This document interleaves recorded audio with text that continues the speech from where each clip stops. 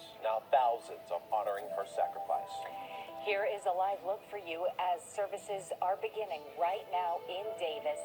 Thousands of patrol officers from around the country are there to remember her.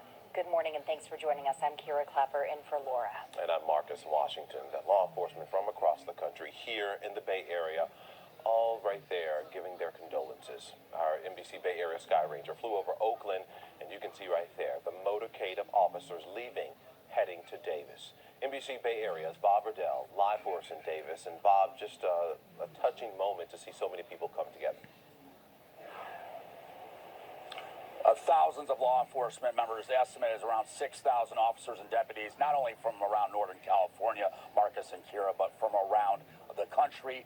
They're here for the service at the UC Davis Arc Pavilion behind me. That's going to be starting at any moment, as scheduled to start at 11 o'clock, to pay their respects for the City of Davis police officer Natalie Corona. She was brand new to the force. She was just 22 years old. I want to show you what happened outside the pavilion. This is about 45 minutes ago as her casket was wheeled inside. Hundreds of officers and deputies stood at attention, saluting Officer Corona. Her three younger sisters, her mother, and her father escorted her inside. Her father, a former deputy himself, nodded in appreciation to all of the members of law enforcement who showed up to honor his daughter. He did that in between wiping tears from his eye. It was just a heartbreaking scene. And then this was the scene on the other side of the pavilion even earlier this morning. You see this long line of people. I'd estimate there was at least a few hundred people, if not more, here to attend Officer Corona's service. Again, these are civilians. Some of these civilians knew her. A number, however, didn't. I asked you why you're out here this morning. To support Natalie and how much of a beautiful person she was. You knew her? I did not, but her smile impacted me more than any person in this world. Here to support, obviously, Natalie and her family, and support our police department as well, and just support our community. I live here in Davis, and this is my community, so also here to support everyone. She was a great person. She was tough because she can just smile through anything. And I know she cared for me as much as I cared for her, so we're just here to show our love, our support to her family and all her friends and everyone who, we lost one, but we also gained a beautiful angel. Officer Corona's father told us his daughter had wanted to follow in his footsteps and join law enforcement ever since she was a little girl.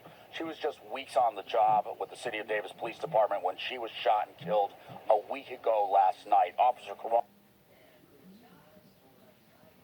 was responding to a traffic accident when a man rode up to the scene on a bicycle, shot her in the neck a couple more times after she fell to the ground. That shooter, Kevin Douglas Limbaugh, he was shot and killed.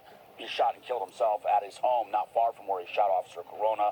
This was after a short standoff with police. Police do not believe Limbaugh knew or specifically targeted Officer Corona. He did leave a note accusing police of bombarding him with ultrasonic waves and wrote that he can't live like this anymore. I want to take you back inside the service here at the Arc Pavilion, which should be getting away at any moment. And just when you're walking around and you're waiting for the service to begin, just give you a sense of how far away some of these officers are coming from. You mentioned Oakland. We saw officers from all over the Bay Area, San Francisco, Mountain View, Livermore, and of course many in the Central Valley and the Sacramento area as well.